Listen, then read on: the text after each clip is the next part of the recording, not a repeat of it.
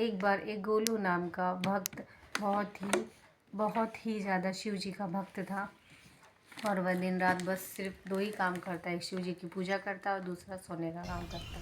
मतलब उसे इतनी नींद आती थी, वो इतना बड़ा आलसी था कि कोई काम खुद से करता ही नहीं था और वह अपनी पत्नी का कहा भी नहीं सुनता था। उसकी पत्नी जब भी कहे कि सुनिए जी बाज़ार से सब्ज़ी ला दीजिए, तो वह हमेशा अनसुनी करके और सो जाता और वो सिर्फ सुबह उठ के भगवान की पूजा कर लेता और खाना खा के फिर सो जाता।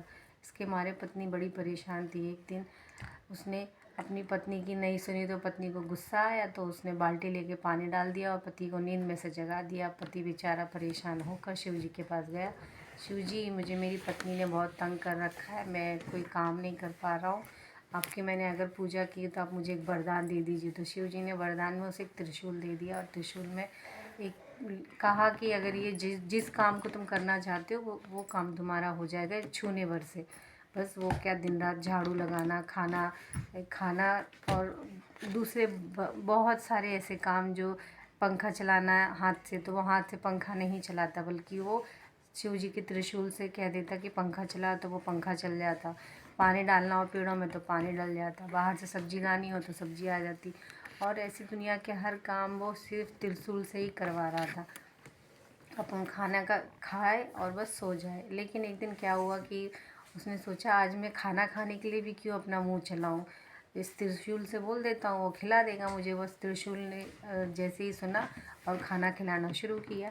अब वो खाना खाते जा रहा है, खाना खाते जा रहा है, खाना खाते जा रहा है, अच्छी अच्छी चीज़ें खाते खाते उसका पेट भर गया। इतने में पेट फूलने लगा। अब उसने उस त्रिशूल को मना करना भूल गया कि मुझे मेरा पेट भरने पर बंद हो जाना। बस त्रिशूल को वरदान था कि जो चीज़ कह दी वो होना ही है। तो वो खाना बंद ही नहीं हो रहा था उसके मुंह में जाना, खाना खाते जा रहा, खाना खाते जा रहा, उसका पेट फुल हो गया।